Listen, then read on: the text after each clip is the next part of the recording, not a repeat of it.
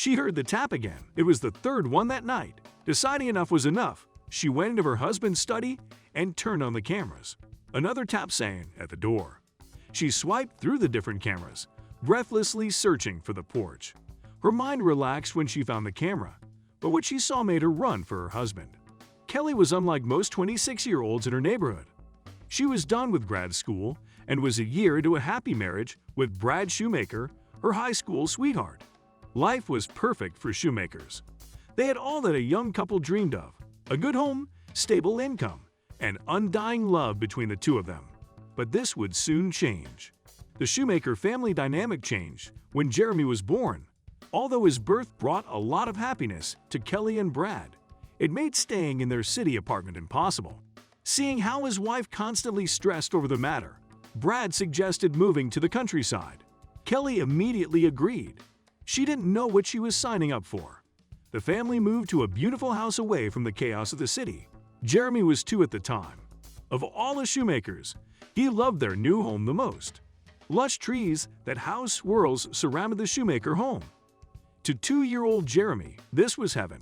But his mom wasn't on the same page as him. A scurry of squirrels can attract a predator, Brad.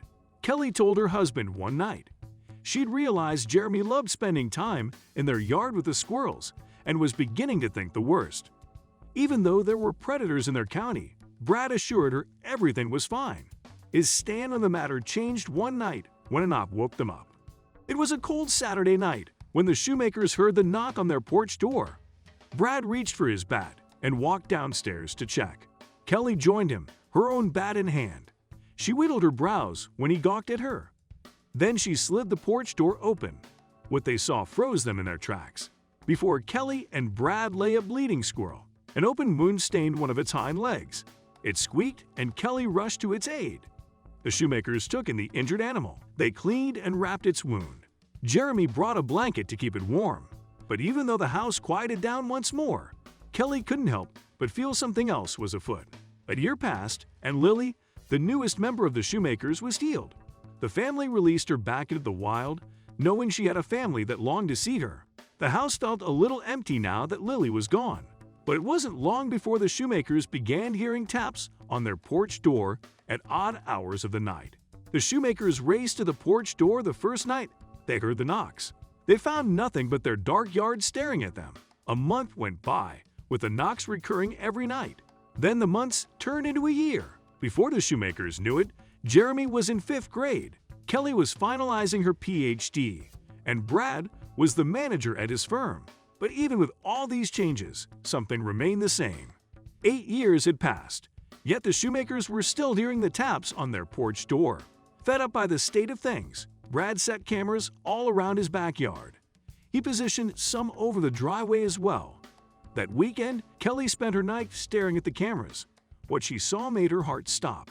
Brad, Kelly raced upstairs to wake her husband. She dashed into Jeremy's room as well, dragging the 10-year-old from sleep.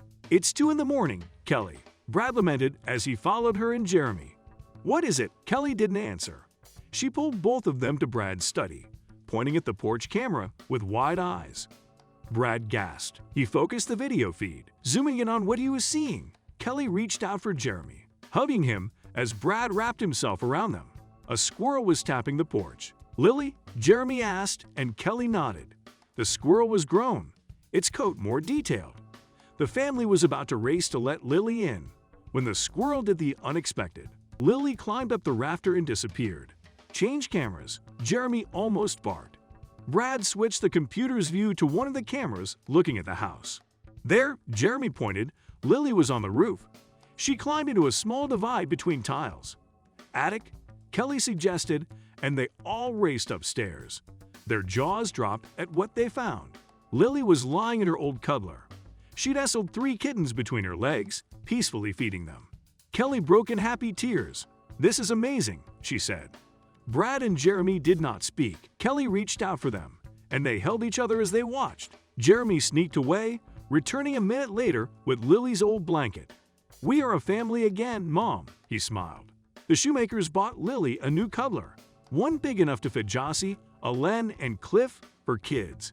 Brad also cleaned up the attic and made it more friendly to the animals. They discovered that each of the nights they'd heard a knock on their porch, it was Lily. She had been living in their attic all this time. For Kelly, it was amazing watching the baby she raised raise her own babies.